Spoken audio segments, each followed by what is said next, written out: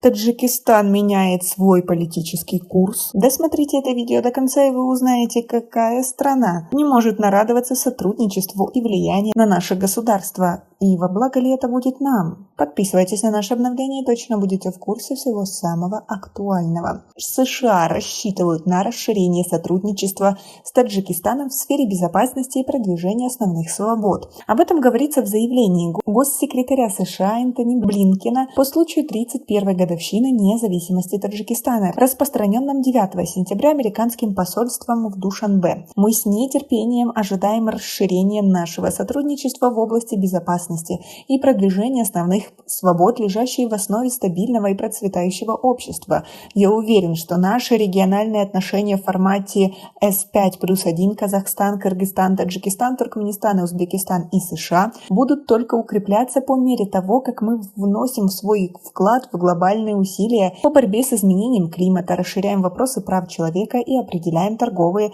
и инвестиционные возможности, говорится в заявлении Блинкена. А как вы относитесь к сотрудничеству США и Таджикистана? Ведь многих это пугает, особенно Россию, которая утверждает, что США таким образом пытается переманить нашу страну на свою сторону и якобы натолкнуть на такую же войну, которая происходит в Украине. Но это же откровенный маразм. Тем не менее, США очень активно вкладывается в Таджикистан и помогает различными проектами. А вы доверяете этой стране или все-таки видите в ней угрозу? Свои ответы напишите нам, пожалуйста, в комментарии. Он отметил, что Соединенные Штаты и Таджикистан построили прочное партнерство, основанное на общих целях, бесчисленных культурных связях и связях между людьми, а также приверженности в борьбе с террористическими угрозами не только в Таджикистане, но и во всем регионе и во всем мире.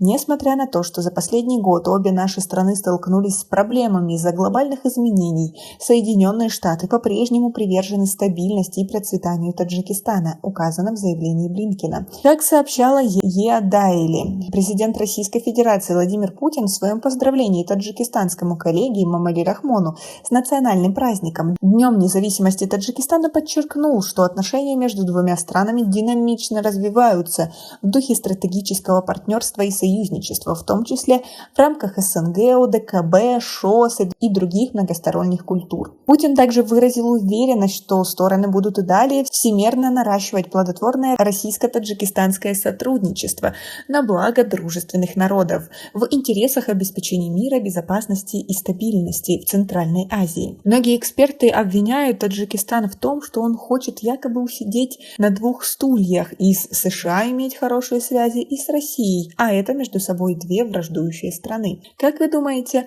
правильно ли делает наше правительство, пытаясь охватить все аспекты влияния и взять помощь у всех стран, которые хотят ее оказать? Или все-таки стоит выбрать одну какую-то страну и сторону влияния и двигаться в этом направлении? Но все мы привыкли к России, но в последнее время доверие к ней падает из-за того, что она выдает таджиков, которые прячутся в России от таджикского правительства, которое сейчас творит непонятно что и буквально всех бросает за решетку. Как вы думаете, что стоит делать в этой ситуации? Свои ответы напишите нам, пожалуйста, в комментарии.